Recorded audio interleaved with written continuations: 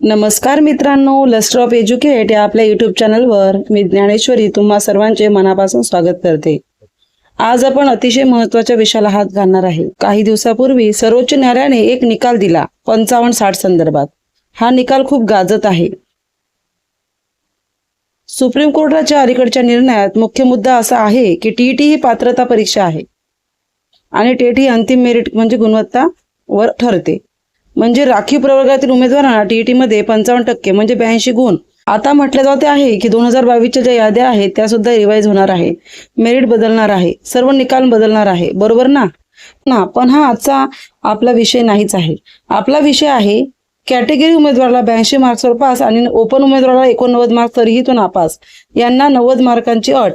मग 82 मार्क्स मिळूनही ओपन उमेदवार नापास, हे खरंच न्याय आहे का? एकाच परीक्षा केंद्रात एकाच वर्गात बसून एकाच काठिण्य पातळीची प्रश्नपत्रिका सोडवणाऱ्या दोन उमेदवारांच्या निकालात मात्र जातीय तफावत दिसून येत असल्याचा आरोप होत आहे। बघा, एकाच परीक्षा केंद्रात एकाच वर्गात बसून एकाच काठिण्य पातळीची प्रश्नपत्रिका सोडवणाऱ्या दोन उमेदवारांच्या निकालात मात्र जातीय तफावत दिसून येत असल्याचा आरोप होत आहे।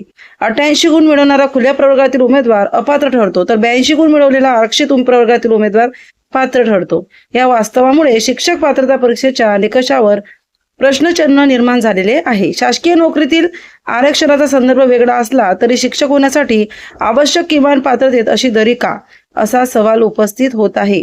गुणवत्तेला प्राधान्य देणाऱ्या शिक्षण व्यवस्थेचा कट ऑफ मधील फरकामुळे कट ऑफ मधील असला तरीही शिक्षक होण्यासाठी आवश्यक किमान पात्रतेतच अशी दरी का, असा सवाल उपस्थित होत आहे। शिक्षक होण्यापासून दूर राहतात, ही बाब चिंताजनक मानली जात आहे। तसेच टीईटी परीक्षेत खुल्या प्रवर्गातील 150 पैकी 90 म्हणजे 60% गुण आवश्यक आहे, तर आरक्षित प्रवर्गासाठी ही मर्यादा 82 म्हणजे 55% आहे।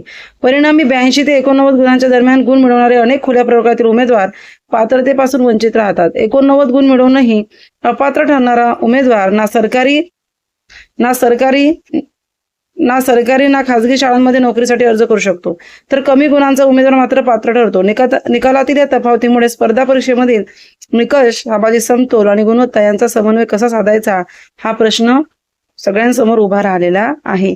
शासनाने या बाबीचा पुनर्विचार करावा अशी मागणी उमेदवारांकडून होत आहे। मित्रांनो, शिक्षण क्षेत्रात पात्रता ही समान निकषावर ठरवावी का, यावरून चर्चा रंगत आहे। गणित, विज्ञान, अध्यापन कौशल्य जातीनुसार बदलत नाही, असे मत अनेकांकडून व्यक्त होत आहेत। त्यामुळे किमान पात्रतेत समानता असावी अशी मागणी जोर धरत आहे। तुम्हाला माहिती असेल की अमेरिका, युनायटेड किंगडम आणि ऑस्ट्रेलिया यासारख्या देशात शिक्षक पात्रतेसाठी एक समान पासिंग स्कोअर असतो। गुणवत्तेच्या कसोटीवर तोडजोड केली जात नाही, त्यामुळे शिक्षणाचा दर्जा टिकून राहतो असा युक्तिवाद केला जात आहे। खाजगी क्षेत्रालाही फटका। आरटी कायद्यानुसार खाजगी शाळांमध्येही टीईटी पात्रता अनिवार्य आहे, त्यामुळे आवश्यक गुण मिळवूनही कट ऑफ मुळे अपात्र ठरलेले अनेक उमेदवार रोजगारापासून वंचित राहतात। त्यामुळे गुणवत्तापूर्ण मनुष्यबळाचा वापर होत असल्याची खंत व्यक्त होत आहे। तर ही सर्व जी माहिती आहे मित्रांनो, ही माझ्या मनाची मी तुम्हाला सांगत नाहीये। पुढारी न्यूजपेपरला आलेला हा लेख आहे, तोच इथे सांगण्याचा मी प्रयत्न केलेला आहे। बघा, परंतु जर तुम्ही विचार केला मित्रांनो, बघा सध्या सगळ्यांच्या मनात एकच प्रश्न आहे, 89 मार्क्स घेणारा ओपन उमेदवार बाहेर आणि 82 मार्क्स घेणारा कॅटेगरी उमेदवार आत कसा? पहिल्या नजरेत हा अन्याय वाटू शकतो, पण इथे बघा, टीईटी मार्क्स बघायचे नाहीयेत, इलिजिबिलिटीसाठी आहे। टीईटी ही इलिजिबिलिटी टेस्ट आहे, फायनल सिलेक्शनसाठी नाहीये। मग 82 मार्क्समुळे निवड झाली नाही, तर टेट मेरिट जास्त असल्यामुळे ओपन कॅटेगरीमध्ये विचार झाला।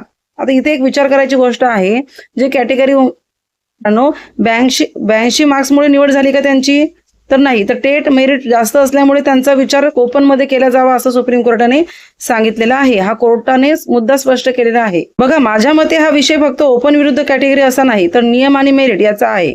तुमच्या मते हा निर्णय योग्य आहे का, ते कमेंट बॉक्समध्ये नक्की सांगा। आणि हा व्हिडिओ बनवण्याचं कारण एकच मित्रांनो, ओपनवाल्या विद्यार्थ्यांच्या मनात हा प्रश्न आहे की आमच्यावर हा अन्याय का, परंतु जे टेटला आपल्याला फायनल सिलेक्शन आहे ते आपल्या टेटच्या मार्कावरच होणार आहे। आता बघा, सुप्रीम कोर्टाने निकाल दिलेला तर आहेत, तर बघा यामध्ये खुल्या गटातील अनेक शिक्षक इथे रुजू झालेले आहेत। आता खूप मोठा प्रश्न आहे की जर यादी रिवाइज झाली तर काही शिक्षक बाहेर पडतील आणि ज्या शिक्षकांना अन्याय झाला आहे, म्हणजे ते मेरिटमध्ये बसतात, टेटच्या मार्कानुसार बसतात, परंतु त्यांना ओपन कॅटेगरीमध्ये ग्राह्य धरलं नाही, त्यामुळे ते अजूनही घरी आहे, त्यांचाही आपण इथे विचार करायला हवा। ही सर्व शासनाची चूक आहे. एका रात्रीमध्ये 55-60 हा निर्णय लावला आणि खूप विद्यार्थ्यांचं जीवनाचं वाटोळं या निर्णयामुळे झालेलं आहे. तुम्हाला या निकालाविषयी खरंच काय वाटते ते कमेंट बॉक्समध्ये मला नक्की सांगा आणि व्हिडिओ आवडल्यास नक्की लाईक करा, शेअर करा, कमेंट करा. धन्यवाद.